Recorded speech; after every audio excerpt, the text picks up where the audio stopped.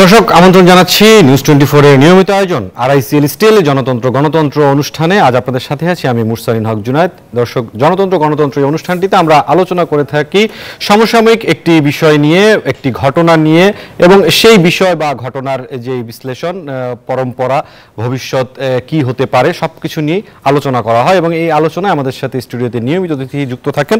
আজকে আমাদের বিষয় সংস্কার নিয়ে আবার সংলাপ, নির্বাচন কবে। এই প্রসঙ্গে আমাদের সাথে কথা বলার জন্য স্টুডিওতে যুক্ত আছেন দুজন অতিথি। আমরা শুরুতে অতিথিদের সাথে পরিচয় হয়ে নিতে চাই। আমার পাশেই রয়েছেন বিএনপির vice chairman advocate Ahmed Azam খান, আপনাকে আমন্ত্রণ জানাচ্ছি জনতন্ত্র গণতন্ত্র অনুষ্ঠানে। ঠিক তার পাশেই রয়েছেন ইসলামী আন্দোলন বাংলাদেশের প্রেসিডিয়াম সদস্য অধ্যাপক আশরাফ আলী আকন, আপনাকেও স্বাগত জানাচ্ছি আজকের জনতন্ত্র গণতন্ত্র অনুষ্ঠানে। দর্শক, গত 15 ফেব্রুয়ারি রাজনৈতিক দলগুলোর সঙ্গে বৈঠকের মধ্য দিয়ে আনুষ্ঠানিকভাবে যাত্রা শুরু করে জাতীয় ঐক্যমত্য কমিশন। সংস্কার প্রক্রিয়া এগিয়ে নিতে দলগুলোর সাথে আলোচনার জন্য সেদিন জানানো হয়েছিল দলগুলোর সঙ্গে সংস্কার প্রস্তাব নিয়ে ঐক্যমত্য প্রতিষ্ঠা করে একটি সনদ অর্থাৎ জুলাই সনদ তৈরি করা হবে। এই জুলাই সনদের ভিত্তিতে আগামী জাতীয় সংসদ নির্বাচন অনুষ্ঠিত হওয়ার কথা রয়েছে। সংস্কার প্রশ্নে ঐক্যমত্য তৈরির লক্ষ্যে চলতি মাস অর্থাৎ এই মাসের শুরুর দিকে রাজনৈতিক দলগুলোর সাথে আলাদাভাবে আলোচনা শুরু করার একটি সম্ভাবনা রয়েছে জাতীয় ঐক্যমত্য কমিশনের। আপনাদের সাথে এই তথ্যগুলো আমি শেয়ার করলাম এবং আমরা আমাদের সংস্কার নিয়ে আবার সংলাপ, নির্বাচন কবে, এই বিষয়ে আলোচনায় যেতে চাই। আমি শুরু করতে চাই বিএনপির vice chairman advocate Ahmed Azam Khan, আপনার মাধ্যমে। ডিসেম্বরে নির্বাচনের একটি পূর্বাভাস ইতিমধ্যেই দিয়েছেন অন্তর্বর্তীকালীন সরকার, তবে সেটির শর্ত হচ্ছে যদি ন্যূনতম সংস্কার করা যায়, আর যদি আরো বেশি সংস্কার প্রয়োজন হয় তাহলে সময় আরো বেশি লাগবে, এমন ইঙ্গিতও আছে সরকারের পক্ষ থেকে। আসলে কবে নির্বাচন প্রয়োজন বলে মনে করে বিএনপি? ধন্যবাদ আপনাকে। দেখুন, এই যে সংস্কার কমিশনের আলোচনা, আসলে সংস্কার একটা চলমান প্রক্রিয়া।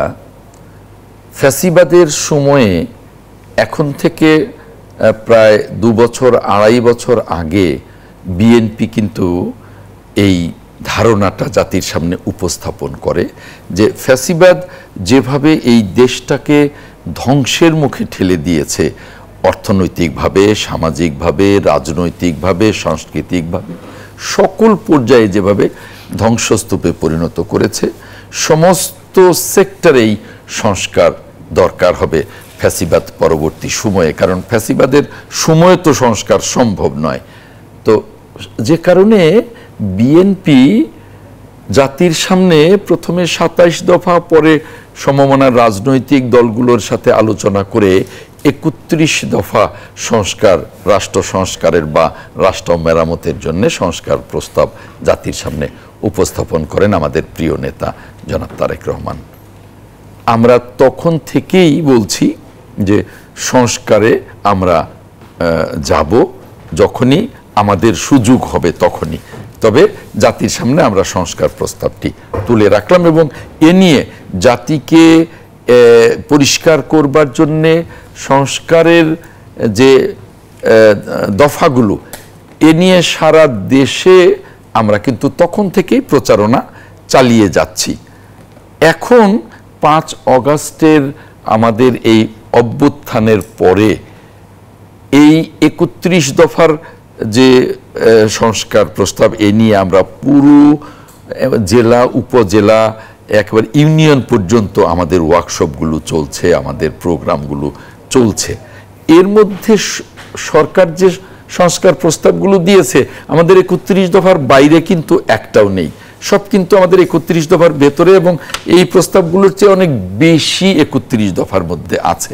এবং আরেকটা কথা আমরা বলেছি যে সময়ের বাস্তবতায় এই 31 দফা থেকে আরো দফা বাড়তে পারে, কারণ এটা তো একটা চলমান প্রক্রিয়া। যেমন এই সংস্কার কিন্তু শুরু করেছেন আমাদের নেতা, আমাদের প্রতিষ্ঠাতা শহীদ রাষ্ট্রপতি জিয়াউর রহমান, গণতন্ত্রকে পুনরুদ্ধার করে নতুন করে গণতন্ত্রে বহুদলীয় গণতন্ত্র প্রবর্তন করে, তারপরে সংসদীয় গণতন্ত্র দিয়ে দেশনেত্রী ম্যাডাম খালেদা জিয়া সংস্কার অব্যাহত রেখেছেন। তো এইভাবে আমরা চাই যে সংস্কার, এই সরকার যে সংস্কারগুলো চায় সেই সংস্কার প্রস্তাবগুলো নিয়ে আলোচনা হতে পারে, আলোচনা হবে, হতেও হবে, কিন্তু তাই বলে এই সংস্কার প্রস্তাব নিয়ে আলোচনা করে আমরা নির্বাচনকে বিলম্বিত করব, তাহলে কিন্তু জনগণের আকাঙ্ক্ষা মুখ থুবড়ে পড়বে।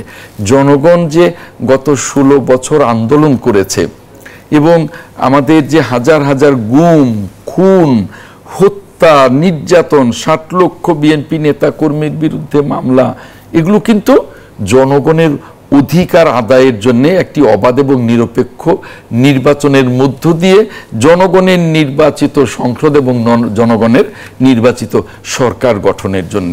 আর সংস্কার শেষ করে নির্বাচন, এই ধারণা যারা পোষণ করেন, আমি বলবো সংস্কার সম্পর্কে তাদের ধারণা নেই। কারণ এটা এমন একটা চলমান প্রক্রিয়া, এটা যুগ যুগও চলতে থাকবে। কারণ সংস্কার তো থেমে যাওয়ার বিষয় নয় যে এই 5টা সংস্কার করলেই দেশটা একেবারে আমূল পরিবর্তন হলো, এই 5টা সংস্কারের জন্য 5 বছর সময় লাগবে, এরপরে নির্বাচন, তা তো নয়। এটা একটা চলমান প্রক্রিয়া, সামনে নানান সমস্যা আসবে, সেগুলোকে আমাদের সংস্কার করতে হবে। এই জন্য আমরা পরিষ্কার বলেছি যে দ্রুত নির্বাচনের আগে যে সংস্কারগুলো অত্যাবশ্যকীয়, এই সংস্কারগুলো করেই দ্রুত নির্বাচন দিন। এটা জুনে সম্ভব, এটা জুলাই অগাস্টে সম্ভব। সরকার বলছেন, যেমন গতকালকেও সরকার প্রধান বলেছেন যে ডিসেম্বরে হতে পারে, কিন্তু সুনির্দিষ্ট কোনো তারিখ দেননি। কাজে আমাদের প্রস্তাব হলো যে সুনির্দিষ্টভাবে যেমনি সংস্কারের প্রস্তাবগুলো নিয়ে আলোচনা হবে, এর প্রস্তাবনাগুলো তৈরি হয়ে থাকবে, তেমনি নির্বাচনের সুনির্দিষ্ট তারিখ ঘোষণা করা এবং এই সেপ্টেম্বরের মধ্যে তফসিল ঘোষণা করা, ডিসেম্বরের মধ্যে নির্বাচন সম্পন্ন করা। কারণ মনে রাখতে হবে, আমাদের সরকার প্রধান একজন নোবেল বিজয়ী, সকলের কাছে সম্মানের একজন ব্যক্তি, যাকে আমরা ওখানে সারা জাতি সমর্থনে তিনি ওখানে বসেছেন, আমরা বসিয়েছি এবং তার সেই অভিষেককালে আমরা উপস্থিত থেকেছি, সকল দেশপ্রেমিক রাজনৈতিক দল।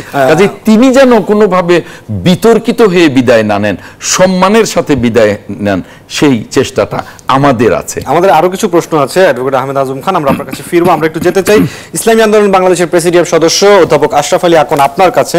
যে বিষয়টি শুরুতে আপনাদেরকে সামান্য একটি ব্যাখ্যা দিয়ে শুরু করেছিলাম আলোচনা, রাজনৈতিক দলগুলোর সঙ্গে বসে ন্যূনতম ঐক্যের ভিত্তিতে একটি জাতীয় সনদ করার সম্ভাবনা কতখানি দেখেন আপনি?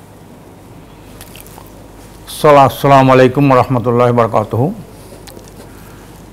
সম্মানিত সঞ্চালক, বিজ্ঞ সহ-আলোচক, দর্শক শ্রোতা বৃন্দ, সবাইকে শুভেচ্ছা জানাই। বাংলাদেশের মধ্যে আওয়ামী লীগ পতনের পরে সবচেয়ে বৃহত্তম দল হলো বিএনপি। বিএনপির সাথে বিভিন্ন সময় ইসলামী আন্দোলনের অনেক বৈঠক হয়েছে এবং একটা লিয়াজো কমিটিও ছিল। সেই লিয়াজো কমিটির মধ্যে আমিও ছিলাম বিএনপির সাথে। আমাদের কিছুদিন আগে আমরা দেখেছেন মহাসচিব, সম্মানিত মহাসচিব পেশাপুজোর সাথে একান্ত একটা বৈঠকে মিলিত ছিলেন ইসলামী আন্দোলন বাংলাদেশের অফিসে। সেখানে কিন্তু আমরা কিছু আপনার 10টা পয়েন্ট আমরা একমত হয়েছিলাম। দু একটা পয়েন্ট হয়তো থাকতে আমরা বলছি যে এরা পরে হবে। তার মধ্যে কিন্তু সংস্কার, ন্যূনতম সংস্কার করে ন্যূনতম সময়ের মধ্যে নির্বাচন করা। তা সংস্কার কিন্তু সবাই চায়, যে দীর্ঘদিনের যে রাজনৈতিক জঞ্জাল, এটা জাতির জন্য কোনো কল্যাণ বয়ে নেই। ক্ষমতার পালাবদল হয়েছে ঠিকই, দলে কিন্তু জাতীয় জীবনে কোনো সুখ স্বাচ্ছন্দ্য, রাজনৈতিক অধিকার, মানবাধিকার থেকে শুরু করে এগুলো কিন্তু মানুষ চোখে দেখে নাই। আর যারা ক্ষমতায় ছিলেন তারা তো তাদের কথা বলেনি, বলবেন, কিন্তু বাইরে থেকে তাদের অবস্থা কী? আর যদি ভালোই করে থাকে, তো এই দলগুলি তো বারবার পরিবর্তন হচ্ছে ক্ষমতা থেকে। এই ক্ষমতা যাদেরকে ক্ষমতায় ভোট দিল, ক্ষমতায় গেল, তারাই কিন্তু আবার জনগণই তাদের থেকে মুখ ফেরে নিল। তখন বলা হয় যে সরকার ফেসিবাদী সরকার, ভোট ডাকাতি করে আমাদেরকে থাকে এই দেশে অমুকের ব্যবহার করে, সমুকেরই করে, ভারতের চক্র, এভাবে একটা অজুহাত দেয়। কিন্তু আমি বলতে চাই, এই দেশের জনগণ কিন্তু ভালো। নেতৃবৃন্দের মধ্যে কিছু সমস্যা ত্রুটি আছে। এই কথাটা খানে গফফার খান 70 সালে একটা বক্তব্য দিয়েছিল। উনি বলেছিলেন, খানে গফফার খান, যে এদেশের জনগণ ভালো, নেতৃবৃন্দের মধ্যে অনেক সমস্যা ত্রুটি আছে। জনগণ দেখেন আপনি, সরকারকে উঠানো, সরকারকে নামানো, কিঞ্চিত পরিমাণ কিন্তু তারা কার্পণ্য করেনি। যে মুসলিমদেরকে ডাকে পাকিস্তান হইল, সেই মুসলিমকে নামাই দিল 54 সালে, 47 সালে 54, একেবারে বেনিশ করে দিল তাদেরকে। তার নামগন্ধ নেওয়ার মতো অবস্থা ছিল না। আর এখন তো মুসলিম নাই এদেশে, সবচেয়ে পাকিস্তানে তারা একটা চেতনা আন্দোলন করছে না। 54 সালে দেখেন আইয়ুব খানের চক্রান্তে সকালে বিকালে মন্ত্রী পরিবর্তন হতো, কিন্তু সেইটা 70 সালে নির্বাচনে একক আওয়ামী লীগ সেটাকে ভেজ করে দিল। 75 সালে আওয়ামী লীগের দুঃশাসন থেকে একেবারে আওয়ামী লীগের নাম নিশানা একটা মানুষ তো ইন্ডিয়ান লিখলেও পর্যন্ত পড়ে নাই। আমি তো তখন দেখেছি মানুষের, বুড়া মানুষকে আমি নাচতে দেখেছি খুশির ঠেলায়। সাসা নাচেন, তখন তো টিভি ছিল না, জানেন না বাংলার ফেরাউনের তো পতন হয়েছে, আপনি জানেন না, এভাবে ছিল। জনগণ কিন্তু যাকে মাথা উঠায় 14 হাত মাথার উপরে উঠায়, যাকে নামায় 14 হাত মাটিয়ে নিচে নামিয়ে দেয়। এমনি করে করে যারা ক্ষমতায় ছিল যেভাবেই ছিল, কাউকে উঠাইছে কাউকে নামাইছে। কাজে এই রাজনীতি যে অবস্থা, রাজনীতি হলো মানুষের কল্যাণের জন্য, দেশের উন্নয়নের জন্য, মানুষের অধিকার প্রতিষ্ঠার জন্য, ন্যায় বিচার প্রতিষ্ঠার জন্য, সুশাসন প্রতিষ্ঠার জন্যে, আধিপত্যবাদ, সম্প্রসারণবাদ, সাম্রাজ্যবাদ মুক্ত একটা স্বাধীন সার্বভৌম রাষ্ট্র হিসেবে টিকে থাকার জন্যে। কিন্তু এইটার থেকে আমরা অনেক ব্যত্যয় দেখেছি। আপনি কিছুদিন আগেও তো আমি বিএনপির অনেক নেতৃবৃন্দের সাথে বলেছি যে এই যে ভারতের অ্যাম্বাসেডর আওয়ামী লীগকে ক্ষমতায় রাখার জন্য পাগল হয়ে গেল, মনে হয় আওয়ামী লীগের একজন নেতা। আবার পিটার হ্যাস বিএনপিকে ক্ষমতা উঠানোর জন্য কিভাবে দৌড়দৌড়ি শুরু করলো। আমরা এই পিটার হ্যাসকে ভারতের উনি কেনে একে এইটা কেন করবে? এটা আমার জন্য লজ্জার, পাগল হয়ে গেল। আজকে যারা আমরা স্বাধীন সার্বভৌম দেশের নাগরিক, আমাদেরকে এই স্বাধীন সার্বভৌম অবস্থা থেকে, অধিকার থেকে যারা ক্ষুণ্ণ করে তারা হলো আধিপত্যবাদ শক্তি, সাম্রাজ্যবাদী শক্তি। আমরা চাই কে কি করবেন না করবেন ভিন্ন জিনিস, কিন্তু আধিপত্যবাদ, সাম্রাজ্যবাদ এবং সম্প্রসারণ মুক্ত একটি স্বাধীন সার্বভৌম জনগণের আস্থা রেখে আমরা এই দেশটাকে পরিচালনা করতে চাই। এদের কোনো প্রভাব আমাদের মধ্যে থাকতে পারবে না, কেউ মধ্যে থাকতে পারবে না। আমরা যখন দেখি এই দলটা অমুকে ইনিশিয়েট করতেছে, কয়েকদিন আগে দেন ভুয়া একটা ভুয়া, আজকে পররাষ্ট্র সচিব বললেন যে ওই যে $29 মিলিয়ন রাজনৈতিক দলকে শক্তিশালী করার জন্য দিলেন। কার কাছে দিলেন? একটা খবর ছড়াই গেল, মানুষের মধ্যে চিন্তা দ্বন্দ্ব, দুইটা লোক, সেই সংগঠনের লোক হলো দুইজন, তাদেরকে দিল $29 লক্ষ। এই জায়গাটা তো দেশের জন্য একটা লজ্জাস্কর। একটা স্বাধীন সার্বভৌম দেশে এইভাবে মিথ্যা প্রলাপ বকবে আর আমরা সহ্য করে নেব, এটা হয় না। আপনি পিটার হ্যাস এমন একজন ব্যক্তি, মনে হয় যেন বাংলাদেশে উনি জিজি গভর্নর জেনারেল, ডাকার সাথে সাথে সবাই হুমড়ি খেয়েই পড়ে তার ওইখানে। মানে কি? এটা লজ্জা না আমাদের জন্য? জনগণ যদি সকল ক্ষমতার উৎস হয়, জনগণ যদি শক্তি হয়, রাষ্ট্র জনগণের হয়, জনগণের তোয়াক্কা না করে আমি কেন ওদের সাথে আমরা করব? কাজী যে যা সংস্কার করুক না, এই যে মৌলিক সংস্কার, আমি ছাত্রদেরকে বলেছি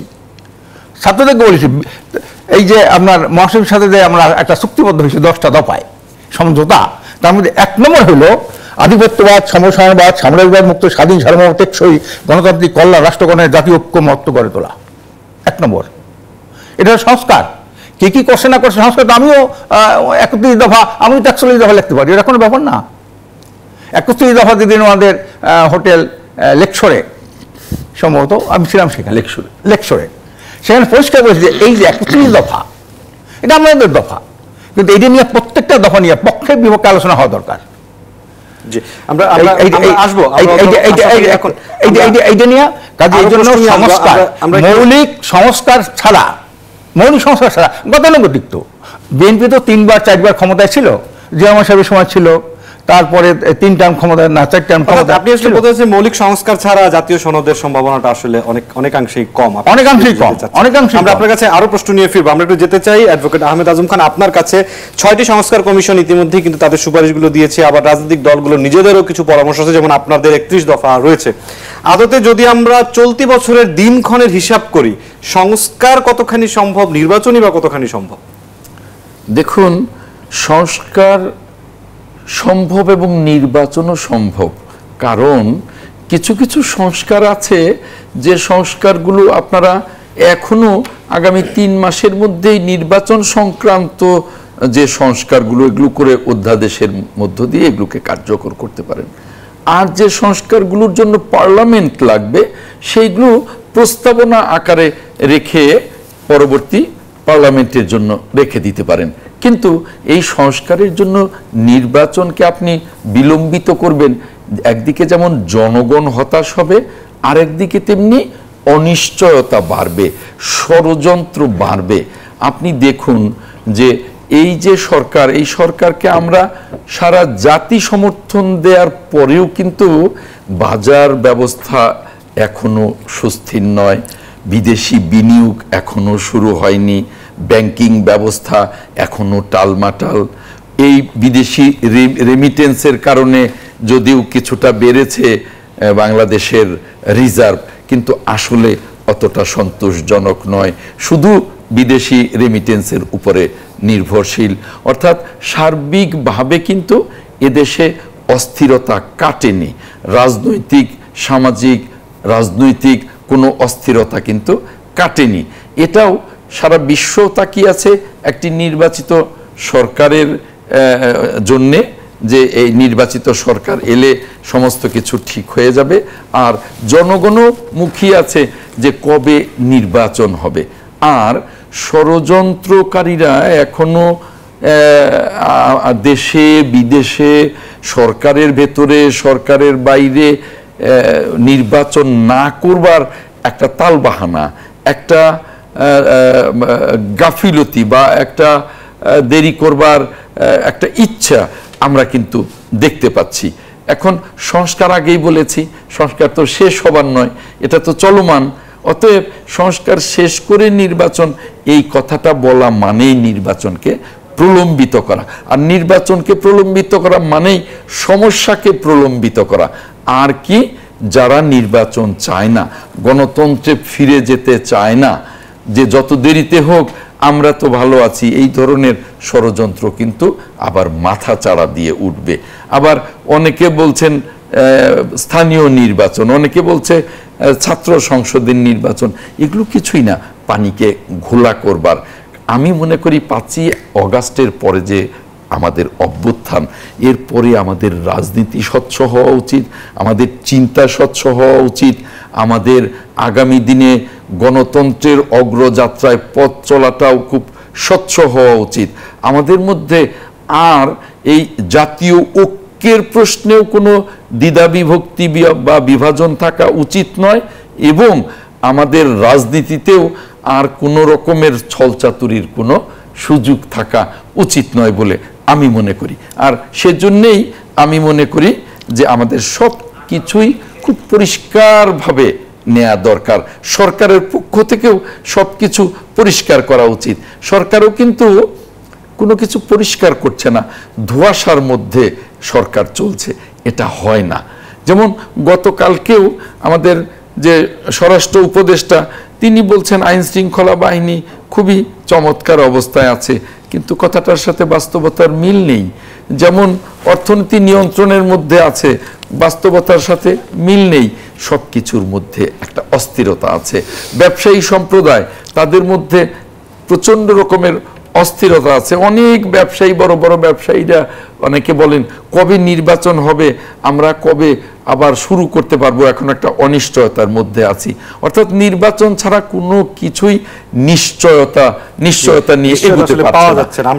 আমরা যখন আপনার কাছে আরো আসবো প্রশ্ন নিয়ে, আমরা একটু অধ্যাপক আশরাফ আলী, এখন বিরতির আগে আপনার কাছে একটি প্রশ্নের উত্তর জেনে নিতে চাই। আপনি আপনার প্রথম বক্তব্যেই বলেছেন, প্রথম প্রশ্নের উত্তরে, যে 5ই আগস্ট পরবর্তী দেশের অন্যতম বৃহৎ রাজনৈতিক দল বিএনপি, সেই দলটি কিন্তু মনে করছে নির্বাচন যত দেরি হবে দেশ তত ক্ষতিগ্রস্ত হবে। আপনার সমালোচক বা নানানভাবে সেটি ব্যাখ্যা করছেন, আপনারা একমত পোষণ করেন কিনা এই বক্তব্যের সাথে? আমরা তো তাদের সাথে আমাদের যে কথা, বড় দল ঠিকই আছে এদেশে, কিন্তু বড় দলের পতনও ঘটেছে, বড় দল ক্ষমতাচ্যুত হয়েছে। মুসলিম লীগ সবচেয়ে বড় দল ছিল, আওয়ামী লীগ সবচেয়ে বড় দল ছিল, জাতীয় পার্টি সময় বড় দল ছিল না। বড় দল, এটা যদি সঠিক সুন্দর নির্বাচন হয়, কারা দেশের কল্যাণে, কারা জনগণের কল্যাণে, আর কারা নিজেদের কল্যাণে রাজনীতি করে, এইটা যদি বোঝার সুযোগ পায় এবং সেই হারে যদি মানুষ বল প্রয়োগ করতে পারে, এই বড় দলের যে মর্যাদাটা, এটা তাদের পক্ষে ধরে রাখা সম্ভব। এখন যেটা হলো যে বিএনপি বড় দলকে আমরা সম্মান করি, বড় দল তারা ক্ষমতায় ছিল, সেই হিসেবে তারা, কিন্তু ছোটোখাটো আরও যারা দল আছে, বিএনপির সাথে তো 20 দলীয় জোট ছিল, 5 দলীয় জোট ছিল না, জোট ছাড়া কিন্তু এককভাবে কেউ। আবার বিএনপি কিন্তু এত বড় দল হওয়া সত্ত্বেও ডক্টর কামাল হোসেনের নেতৃত্বে যুক্ত ফ্রন্টের সাথে তারা নির্বাচন করেছিলেন। তা বড় দল তো ডক্টর কামাল হোসেনের তো রাজনৈতিক কোনো ভিত নাই, তার সাথে কিন্তু বিএনপি আপনার নির্বাচনে গিয়েছিল ঐক্য ফ্রন্টের নামে। কাজে এই জন্য বড় দলকে আমরা সম্মান করি যে ওনারা ক্ষমতায় ছিলেন কারণে, কিন্তু জনমত জরিপে এদেশের 92% মানুষ মুসলমান আছে, তারা ইসলামের মূল্যবোধে বিশ্বাস করে। কাজে সেখানে যদি ইসলামের বিরোধী কাজকর্ম যেমন দুর্নীতি, সন্ত্রাস, মাদক পাচার, মাদক করা, এই যে কতগুলো অপকর্ম আছে, এইগুলো যদি সুস্পষ্ট বক্তব্য না থাকে, ফেসিবাদের বিরুদ্ধে যদি বক্তব্য না থাকে, আওয়ামী দুঃশাসনের আর এদেশে এনে তাদেরকে কঠিন বিচারের আওতায় না আনা হয়, এবং আওয়ামী দোসররা যে এখন বিভিন্ন রকমের প্রশাসনে বিভিন্ন জায়গায় বসে আছে, তাদের যদি এখান থেকে অপসারণ করানো হয় এবং তাদের যদি বিচার করানো হয়, তাহলে এই যেনতনভাবে এটা নির্বাচন করতে কোনো ফায়দা হবে না। গতানুগতিক, যেমন বিএনপি 3বার 4বার ক্ষমতায় ছিলেন, আওয়ামী লীগ 4-5বার ক্ষমতায় ছিলেন, জাতীয় পার্টি কয়েকবার ছিলেন, তাতে কি হয়েছে? আন্দোলন তো হয়েছে। এবং যারা ক্ষমতায় গেছে ভোট দিয়ে, তাদের কিন্তু প্রত্যেকেই কিন্তু আন্দোলনের মুখে কিন্তু পদচ্যুত করতে হয়েছে। এটা বলতে হবে, যত বড় দলই হোক না কেন, সবাই কিন্তু কেউই কিন্তু নির্বিঘ্নে স্বাভাবিকভাবে কিন্তু কেউ ক্ষমতা থেকে করে না। আন্দোলন 2 বছর যাওয়ার পরে 3 বছরের মাথায় তার বিরুদ্ধে আন্দোলন শুরু হয়েছে। কাজী বড় দলকে আমরা মনে করি, কিন্তু বড় দলের দায়িত্ব হলো জনমত জরিপ করা এবং ছোটখাটো দলকে প্রাধান্য দেওয়া। একক দলের পক্ষে বর্তমান রাজনীতিতে কিন্তু একক ক্ষমতায় যাওয়া এটা কঠিন। এটা বিএনপি বলছে। আমরা আরো আলোচনা করব অধ্যাপক আশরাফ আলী আকন এবং অ্যাডভোকেট আহমেদ আজম খান। একটি বিরতির সময় হলো। দর্শক, আরআইসিএল স্টিল গণতন্ত্রে আলোচনা হচ্ছে, সংস্কার নিয়ে আপার সংলাপ, নির্বাচন কবে, এই বিষয়ে। সময় হলে একটি বিরতির, আরো আলোচনা হবে, সাথেই থাকুন।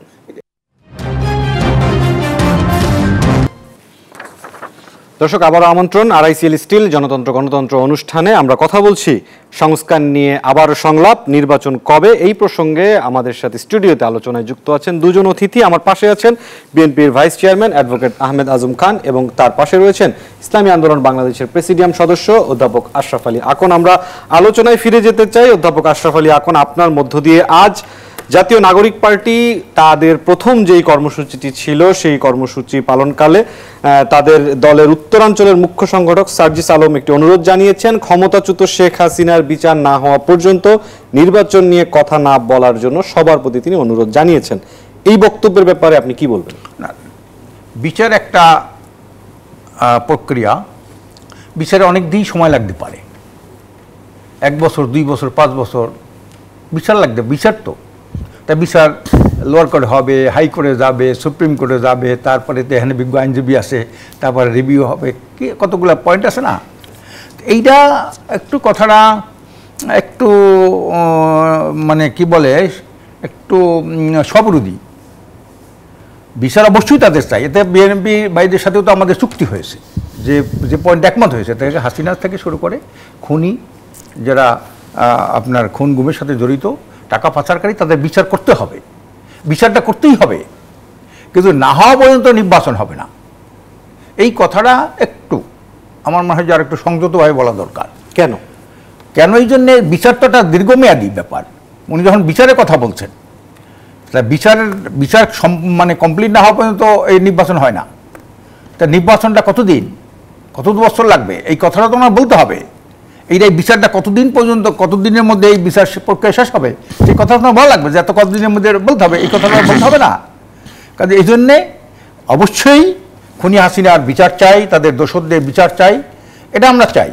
সাথে সাথে সংস্কার চাই, এবং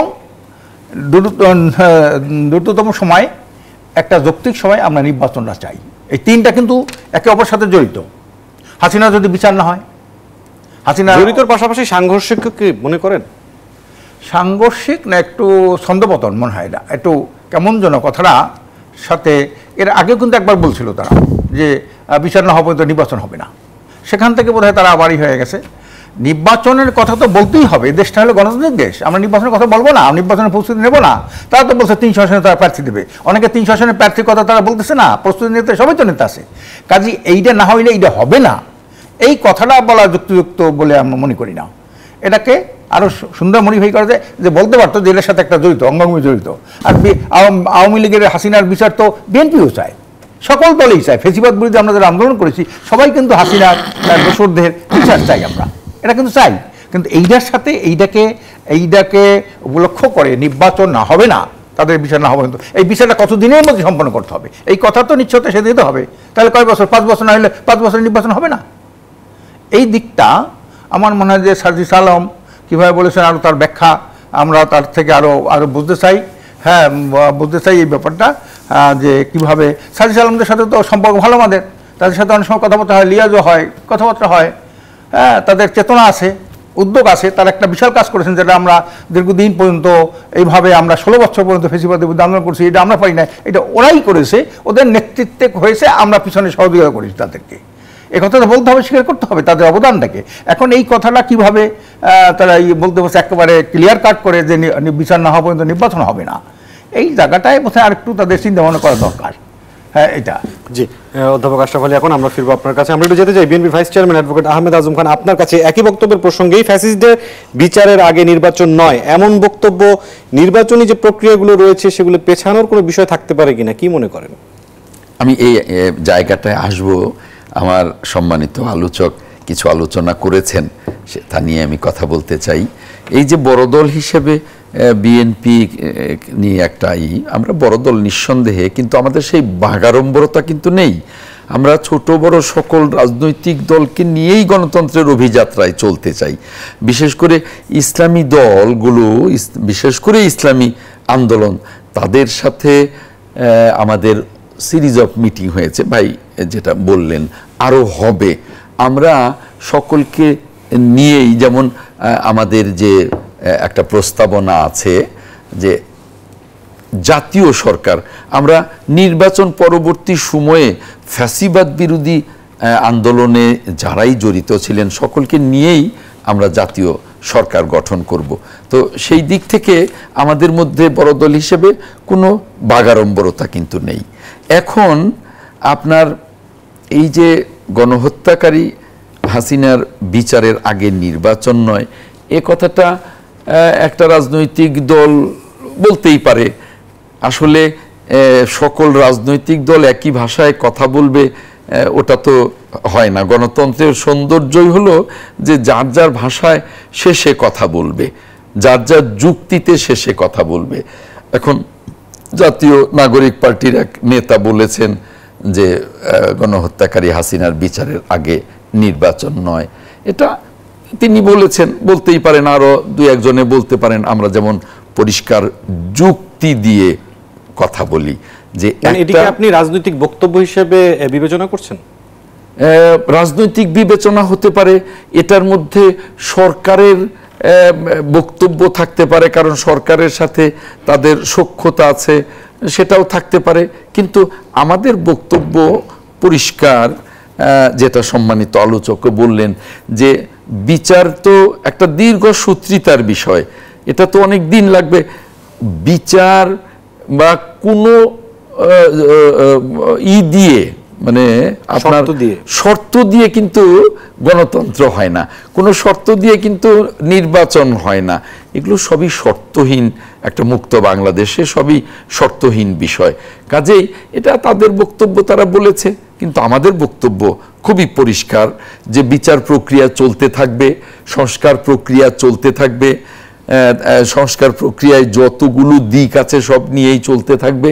এর মধ্যে নির্বাচন হবে, নির্বাচন হওয়ার পরে নির্বাচিত সংসদ হবে, নির্বাচিত সরকার হবে, এবং তারপরেও এই সংস্কার প্রক্রিয়াগুলো, বিচার প্রক্রিয়াগুলো পরবর্তী সরকার এগিয়ে নিয়ে যাবে। এটা চলতেই থাকবে, এটা একটা চলমান প্রক্রিয়া।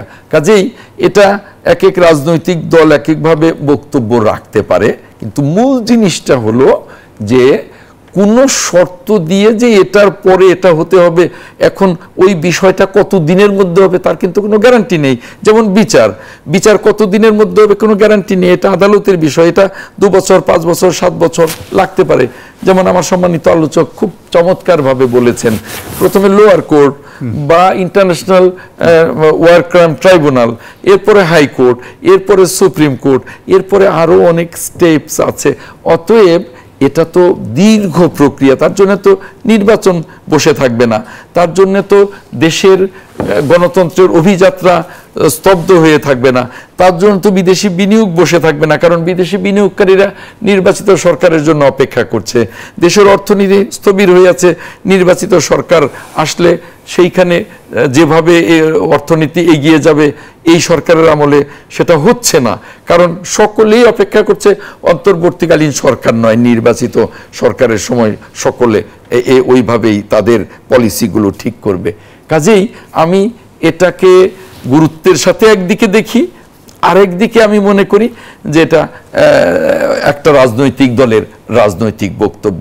আমাদের বক্তব্য পরিষ্কার এবং সরকারকে আমাদের বার্তা আমরা জানিয়ে দিয়েছি, জানিয়ে দিতে চাই যে অনতি বিলম্বে নির্বাচনকালীন সংস্কারগুলো শেষ করে মানুষ অধীর আগ্রহ অপেক্ষা করছে ভোট দেবার জন্যে, সারা দেশ অপেক্ষা করছে নির্বাচনের জন্যে, সারা বিশ্ব অপেক্ষা করছে নির্বাচিত সরকারের জন্যে। আমরা অতি দ্রুত এবছরের ভেতরে July, August, September, October, November, December, আরো অনেক সময় আছে, প্রায় 10 মাস সময় আছে, এর মধ্যে নির্বাচন হতে হবে। নইলে দেশের অর্থনীতি শুধু মুখ থুবড়ে পড়বে না, দেশ একটা অনিশ্চয়তার মুখে পড়বে, ষড়যন্ত্রকারীদের মুখে পড়বে। এমনিতেই পালিয়ে যাওয়া দূষররা দেশকে অনিশ্চয়তা তৈরি করবার জন্য নানা রকমের ফন্দি ফিকির করছে। এই জিনিসগুলো আমাদের বুঝতে হবে। আর যারা নির্বাচনকে বিলম্বিত করতে চায়, আমি মনে করি তাদের মধ্যেও নানা ধরনের উদ্দেশ্য নিহিত আছে। কাজেই আমাদের সকলকে খুব স্বচ্ছ হতে হবে, নইলে 5 জানুয়ারির অভ্যুত্থানের চেতনায় ব্যর্থ হয়ে যাবে। আমরা যদি যার যার স্বার্থ নিয়ে কথা বলি, যার যার স্বার্থ নিয়ে কাজ করি, তাহলে তো মুক্ত বাংলাদেশ গড়বার যে প্রক্রিয়া, আমাদের গণতন্ত্র একেবারে নির্মল গণতন্ত্রের অভিযাত্রায় চলার যে প্রক্রিয়া, সেটাই তো নষ্ট হয়ে যাবে। আমরা সেটা দেখতে চাই না। আমরা এই অভ্যুত্থানের চেতনা নিয়ে আমরা নতুন বাংলাদেশের অভিযাত্রায় চলতে চাই। সেখানে কোনো ষড়যন্ত্র যেন জায়গা না পায়, কোনো ধরনের গাফিলতি যেন জায়গা না পায়, কোনো ধরনের কোনো খারাপ উদ্দেশ্য নিয়ে কেউ যাতে সেই উদ্দেশ্য হাসিল করতে না পারে, সেজন্য শুধু রাজনৈতিক দল না, পুরো জাতিকে সচেতন হওয়া দরকার এবং সরকারকে আমি সে ব্যাপারে সজাগ থাকার আহ্বান জানাচ্ছেন। জি, আমরা ফিরবো আরো আলোচনা নিয়ে। আমরা একটু বিরতিতে যেতে চাচ্ছি। দর্শক, আরআইসি লিস্টে গণতন্ত্রের কথা হচ্ছে, সংস্কার নিয়ে আবারও সংলাপ, নির্বাচন কবে, এই প্রসঙ্গে আরো আলোচনা হবে। সময় হলো একটি বিরতির, ফিরছি, সাথেই থাকুন। দর্শক, আবারও আমন্ত্রণ নিউজ 24 এর নিয়মিত আয়োজন আরআইসি স্টিল গণতন্ত্র অনুষ্ঠানে। আমরা কথা বলছি সংস্কার নিয়ে আবারও সংলাপ, নির্বাচন কবে। স্টুডিওতে আমাদের সাথে 2 জন অতিথি রয়েছেন। আমরা খুব দ্রুত তাদের কাছ থেকে আরো কিছু প্রশ্নের উত্তর জেনে নিতে চাই। আমি শুরুতেই যেতে চাই ইসলামী আন্দোলন বাংলাদেশের প্রেসিডিয়াম সদস্য অধ্যাপক আশরাফ আলী আকন, আপনার কাছে। বিএনপি মনে করছে, সাম্প্রতিক তাদের বেশ কিছু বক্তব্য উঠে আসছে, নির্বাচনকে পিছিয়ে দীর্ঘসূত্রিতার যে একটি ব্যাপার তৈরি হচ্ছে বলে তাদের এক ধরনের আশঙ্কা, এবং সেই আশঙ্কার পেছনে তারা দেশি বিদেশি ষড়যন্ত্রের একটি শঙ্কা দেখছেন। তাদের বক্তব্যে কতখানি সত্যতা আছে বলে মনে করেন? না, এটাও যেমন সার্জিস একটা বক্তব্য দিয়েছেন, এটা তার রাজনৈতিক বক্তব্য। বিএনপিরও কিন্তু তাদের নিজস্ব বক্তব্য থাকতে পারে, বিভিন্ন দলের বিভিন্ন ধরনের বক্তব্য থাকতে পারে। যদি আওয়ামী লীগ শেখ হাসিনার পতন না হইতো, আরও 3 বছর কিন্তু আমাদের নির্বাচনে অপেক্ষা করতে হইতো না। কারণ এই ফেসিবাদ ছাত্ররা যদি না নামাইতো তাদেরকে, তাদের এই যে কোমলমতি শিক্ষার্থীরা যে জীবন না দিত, যে আমরা তো আন্দোলন বহুত করেছি, ওনারা তো অনেক আন্দোলন সংগ্রাম বিভাগীয় পর্যায়ে করেছেন, জেলা পর্যায়ে করেছেন, তারপরে সেখানে কত কিছু আমরাও তো করেছি। কারণ আমরা তো পারলাম না এই আওয়ামী দুঃশাসনকে ক্ষমতাচ্যুত করতে পারলাম না, অনেক কিছু করছি। জেল জুলুম হলিয়া বিএনপির উপরে একটা যে বৃহৎ একটা সম্মেলন করলেন 28 অক্টোবর, সে যারা বিনা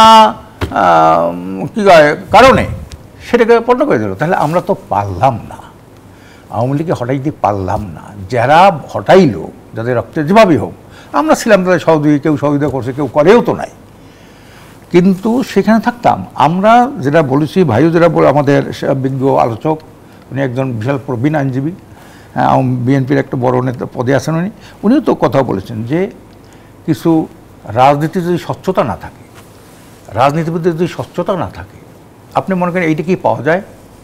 এই যে র্যাব, এইটা তো বিএনপি সৃষ্টি করেছিল। র্যাবের আগে ছিল র্যাট, হ্যাঁ, র্যাপিড ব্যাটালিয়ন টিম, এরপরে আবার র্যাব করছে। এটা কিন্তু এটা কেন করলেন? বিএনপি তখন তো ক্ষমতায়, সেই ক্ষমতা থাকলেন র্যাব কেন করলেন? যে বিএনপির মধ্যে দুর্নীতিবাজরা দলের নাম ভাঙিয়ে তারা দুর্নীতি করতেছে। এখনও তো বিভিন্ন জায়গায় ওনাদের তো খবর আছে, পেপার প্রতি আসতেছে, আমরা তো দেখি কী করতেছে তারা।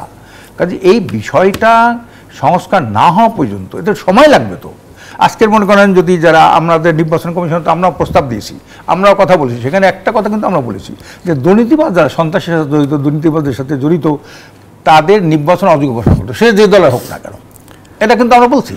তো এইটা যদি না হয় তো ওনাদের তো দুর্নাম, ক্ষমতা গেল, আবার ক্ষমতা এই দুর্নীতিবাজদের কারণেই ক্ষমতাচ্যুত হয়ে গেল, এটা তো বিএনপির জন্য খারাপ। কাজে এই জন্যে আমরা চাই যে এই যে ওনাদের যে কথাটা যে না দীর্ঘসূত্রিতে কি 6 বছর 6 মাস গেছে, 6 মাস গেল, আর একটা বছর এই আরও মনে করেন 1 বছর, এই যে ডিসেম্বর পর্যন্ত, হ্যাঁ আরও যদি 2-1 মাস দরকার হয়, এটা আমরা কথা রাজি আছি। তো কিন্তু নির্বাচনটা ফলপ্রসূ হবে, এইটা দিয়ে যে একটা ষড়যন্ত্র, এই ষড়যন্ত্রের গন্ধ কিন্তু আমরা পাই না। আর বিগত দিনের চেয়ে এই সরকার কিন্তু অনেক স্ট্রং সরকার, কারণ এটা আমরা দেখি আগে যা ছিল ম্যাক্সিমাম কিন্তু লেজুর ভিত্তি করতেন, বিভিন্ন দেশের আধিপত্যবাদী শক্তির উপর নির্ভর করে তারা রাষ্ট্র চালাইছে, এটা কিন্তু একটা লজ্জার ব্যাপার। কিন্তু এই সরকার তো একটু যা বোঝা যায় তার বক্তব্যে, যা কোমর একটু কোমর শক্ত কোমর, কাজে এই জন্যে যে বিদেশি কোনো ষড়যন্ত্র এইটার পিছনে থাকতে পারে এইটা আমরা মনে করি না। এটা হলো সময়ের প্রয়োজনে, বাস্তবতার নিরিখে হয়তো 2-1 মাস সময় বেশি দেওয়া লাগতে পারে, এটা কোনো ব্যাপার তো না, এটা কোনো ব্যাপার না। যদি ভালো হয়ে যায়, নির্বাচনটা ভালো হয়, আমরা চাই যে আর কোনো তত্ত্বাবধানের দরকার কি। যদি একটা দল সততার সাথে স্বচ্ছতার সাথে যদি সরকার গঠন করে, তাদের তো দুনিয়ায় তো তাদের নির্বাচন হয়, কিন্তু যেহেতু তাদের উপর আস্থা রাখে না নির্বাচনে, যে নিজের ভোট নিজে কাজে ঢোকায়, যেমন স্থানীয় সরকার নির্বাচন, স্থানীয় সরকারের আগে না সংসদীয় নির্বাচন আগে, এই পয়েন্টটা নিয়ে তো ম্যাটার অফ কন্ট্রোভার্সি। আপনি চিন্তা করেন এর আগে 53 বছরে তো সব দলীয় সরকারের অধীনেই তো স্থানীয় নির্বাচনগুলো হয়েছে। এমপি সাহেবরা কী করেন? আমাদের এমপি ছিল না, আমাদের আত্মীয় স্বজনের মধ্যে এমপি মন্ত্রী ছিল না, তারা কী করেছেন? আগে তালিকাটা ধরাই দেয়, ইউনেকে, থানা ওসিকে, এসপিকে 4 জায়গায় এটা কি দেয়, এই ইউনিয়নের অমুক চেয়ারম্যান, ওই ইউনিয়নের অমুক চেয়ারম্যান, এই যেটা তালিকা ধরাই দেওয়া। ক্ষমতায় থেকে ক্ষমতা অপব্যবহার করে, প্রশাসনকে ব্যবহার করে, এই যে ঘটনাটা, এই জন্যে কেন আমরা চাই যে এই একটা সুষ্ঠু, অবাধ, একটা গ্রহণযোগ্য নির্বাচন, একটা 53 বছর এই প্রথম আমরা এই সরকারের সক্ষমতা করে, তাও তো বোঝা দরকার। এই জন্য আমরা চাই যে একটা সঠিক সুন্দর নির্বাচন, স্থানীয়ভাবে নির্বাচন যদি ফুলফুল করতে না পারে, আমি মনে করি সরকার দিয়া জাতীয় নির্বাচন ভালো হবে না। তা আমরা একটা পরীক্ষামূলকভাবে এই জিনিসটা দেখতে চাই যে আর যদি অশুভ প্রভাব বিস্তার করতে না পারে। তো এই জন্যে আমরা ওনাদের বড় বড় নেতাদের সাথে কথা বলছি যে অন্তত একটা বার আমরা করিয়ে দেখি। আর এইটা হয় কি জানেন, আপনি একটা মারাত্মক দুষ্ট খত, যেটা আমি আরেকটু বলতে চাই, এই যে উনি ইন্তেকাল করেছেন সাবেক সিএসি জাস্টিস আব্দুর রউফ, উনি কি বলেছেন, 2টা কারণ বলেছেন যে ওইখানে তৃণমূল পর্যায়ে প্রচুর পরিমাণ তারা টাকা বিস্তার করে। মনে করেন 5 জন প্রার্থী থেকে টাকা নেল এমপি সাহেব, একটা ইউনিয়নের 5 জন, যে বেশি টাকা দেবে তার পক্ষে একটা তালিকা দিয়ে দেবে, উনি নির্বাচিত হয়ে আসবেন। আর এরপরে বলবে তোমাদের দেখবো এই কন্ট্রাক্টর, এই ফান্ড, এইসব দিয়ে দেয় তারা। কাজে এই জন্যে একটা জনমত, জনগণে যদি শক্তি উৎস হয়, তাহলে কিন্তু আগে পরে এটা কিছু আসে যায় না। 53 বছর দেখছি ভালো কোনো রেজাল্ট পাই না। চেয়ারম্যান কি করতেন, এই চেয়ারম্যান আপনাদের কথা শুনলাম, আমরা একটু যেতে চাই আমাদের আরো একজন যে বক্তা, বিএনপির vice chairman advocate Ahmed Azam Khan. আপনার কাছে যেটি জানতে চাই যে নির্বাচনের মাধ্যমে সংবিধান সংশোধনের একটি কথা আছে বিএনপির পক্ষ থেকে, আবার নতুন যে রাজনৈতিক দল জাতীয় নাগরিক পার্টি তারা চাচ্ছে গণপরিষদ নির্বাচনের মাধ্যমে একটি নতুন সংবিধান প্রণয়ন। নতুন করে আরো একটি ঘোলাটে পরিস্থিতি অপেক্ষা করছে কিনা দেশের জন্য, কি মনে করেন? এই আলোচনাটায় আমি আসবো। আমি চট করে একটু অ্যাড্রেস করতে চাই আমার সম্মানিত আলোচক যেটা বললেন যে আমরা পারিনি, ছাত্ররা পেরেছে। কথাটা সঠিক নয়, আমরা পেরেছি। আমরা 16 বছর আন্দোলন করে যে অগ্নিগর্ভ অবস্থা তৈরি করেছি, তারপরে যখন ছাত্র, শ্রমিক এবং রাজনৈতিক দলগুলো নামলো, তখনই বিএনপির পক্ষ থেকে আমাদের নেতা জনাব তারেক রহমান বললেন যে বিএনপির কোনো ব্যানার যেন না থাকে, ছাত্র দল, শ্রমিক দল, স্বেচ্ছাসেবক দল, কৃষক দল, সকল অঙ্গ সংগঠন এবং বিএনপি এই সমন্বয়কদের পেছনে যেন বুঝতে না পারে যে আমাদের কোনো ব্যানার আছে। একেবারে লাখো লাখো নেমে যেতে হবে এবং আমাদের সাথে আমাদের জনগণ নেমে গেছে। কাজেই আমরা পারিনি কথাটা সত্যি নয়, আমরা সকলে মিলে অভ্যুত্থানটা করেছি। আমাদের যদি সেই চেষ্টা না থাকতো তাহলে এককভাবে এটা কেউই দাবি করতে পারে না। আমাদেরও বিএনপির প্রায় 500 সকল অঙ্গ সংগঠন মিলিয়ে 500-র কাছাকাছি কম বেশি শহীদ হয়েছে এবং প্রচুর শ্রমিক শহীদ হয়েছে, প্রচুর। তো কাজেই এটা পারিনি, এটা সঠিক নয়, আমরা পেরেছি এবং আমরা করেছি।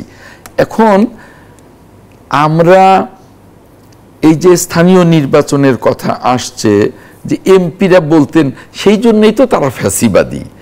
এমপিরা স্থানীয় নির্বাচনে ওই ইউএনওদেরকে ধরিয়ে দিতেন, একে পাশ করিয়ে নিয়ে আসেন, এই জন্যই তো তারা ফ্যাসিবাদী। এখন কিন্তু সেই ফ্যাসিবাদী রূপ বাংলাদেশের মানুষ আর দেখতে চায় না। ওই আমাদের নেতা জনাব তারেক রহমান তার আমাদের উদ্দেশ্যে, কর্মীদের উদ্দেশ্যে বলেছেন যে আর যদি ওরকম চরিত্র হয়, মনে রাখবেন 5ই অগাস্টের কথা, তার চেয়েও কিন্তু নির্মম পরিণতি ভোগ করতে হবে। আমাদের বিএনপির কর্মীদের উদ্দেশ্যে বলেছেন। অতএব আমরা ওই ফ্যাসিবাদী চরিত্র কেউ ধারণ করুক, এটা আমরা নিজেরা চাই না, আমাদের মধ্যেও সেই রিয়ালাইজেশন আছে। অতএব স্থানীয় নির্বাচনের জন্য কিন্তু গত 16 বছর আন্দোলন করিনি। স্থানীয় নির্বাচনের জন্য কিন্তু হাজার হাজার নেতা কর্মী প্রাণ দেয়নি, গুম হয়নি, খুন হয়নি, 60 লক্ষ নেতা কর্মীর বিরুদ্ধে হামলা মামলায় আমরা জর্জরিত হইনি। জাতীয় নির্বাচনের জন্য হয়েছি এবং সারা দেশও উন্মুখ হয়ে অপেক্ষা করছে জাতীয় নির্বাচনের জন্য। অতএব এই মুহূর্তে স্থানীয় নির্বাচনের কথা বললে ফ্যাসিবাদ আবার ফেরত আসবে, কারণ তাদের অনেক নেতা কর্মীরাই নির্বাচনে অংশ নেবে, শ্রদ্ধাবরণে কিছুই করার থাকবে না, যেটা জাতীয় নির্বাচনে সেটা তারা পারবে না। তো অতএব এই মুহূর্তে স্থানীয় নির্বাচনের কথা বলা মানেই পানিকে ঘোলা করা, এটা করা উচিত নয় বলে আমি স্পষ্টই মনে করি।